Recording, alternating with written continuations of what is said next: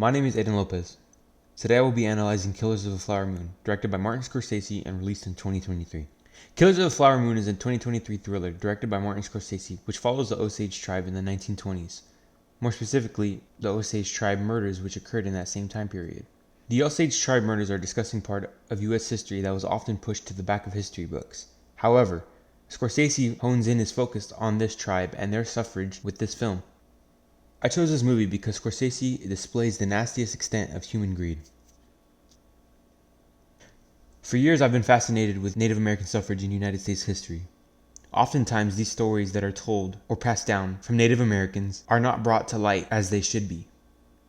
Routinely throughout Native American history, justice has been a struggle. Trust has been used as a tool to hurt them, and many times the greed of the Western settlers contained no bounds, no thresholds, and no end. The three main stars of this film are Leonardo DiCaprio, Lily Gladstone, and Robert De Niro. DiCaprio and Gladstone play Ernest and Molly Burkhart, a married couple of which Molly is descended from the Osage tribe. Robert De Niro, a Scorsese familiar, plays William Hale, one of the antagonists in this film, alongside Leonardo DiCaprio, playing the other antagonist in Ernest Burkhart. William Hale, who is an American businessman operating in Osage territory and who serves as a trusted financial advisor to the Osage people. The Osage find it beneficial to keep William Hale around, as he is a Western voice advising them on what to do with their newfound oil money and riches. Leonardo DiCaprio plays his nephew, a soldier returning from World War I, hoping to find his footing in Oklahoma alongside his uncle. As Ernest and William, commonly referred to as Bill in the movie, create a plot to steal the money from the Osage people and the wealthy bachelorettes who claim stake to this money, Ernest finds himself on a moral fence, unsure of where to tip. A very important scene in this film is the scene in which Bill Hale burns his own ranch to collect insurance money. So I want to take a look at the scene. The scene begins with Ernest holding a sick Molly in a sort of compassionate manner. Both of their faces are clearly being lit by the lamp beside their bed. There's visible discomfort on their face.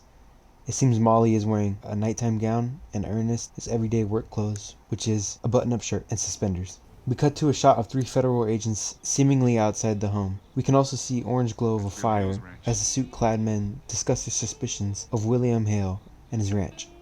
A wide shot of the house and the surrounding ranch provides clear sight of this fire, as well as many workers from the ranch trying to contain it with axes, shovels, scythes, and other various farmhand tools. We can also see that the fire on the ranch seemingly only affects the surrounding crop and vegetation. It almost circles the house inhabited by Hale and his nephew's family.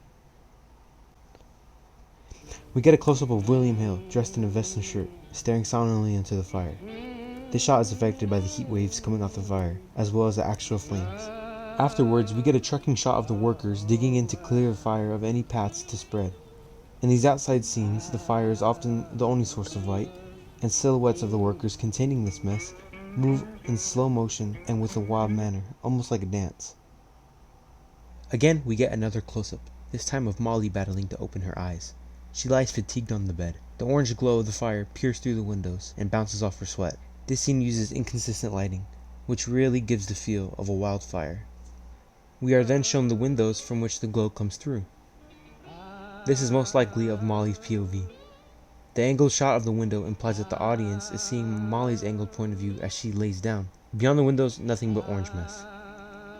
A close-up of Ernest helps shows the intensity of the fire. As you can see on Ernest's face, the shadow's drop-off is sharp, and it fills his left side, implicating that he is within reasonable distance to feel the heat, and is most likely weighing on the action of his complacency. This is also implicated by his puzzled face and confused demeanor. The money shot here is the blurry silhouettes of Hale's men. We can see the heat waves and the liquid silhouettes of all the farmhands working to contain this mess. It appears the lack of urgency and order helps the audience get the feeling that this was all planned, and a routine carried out by Hale to collect money from insurance fraud. Notice the workers' wild movements and carelessness with the handling of their tools. Also in the shot is the shallow depth of field, which focuses on the close fire, flames popping in and out of the bottom of the shot, and the blurry subjects literally behind these fires.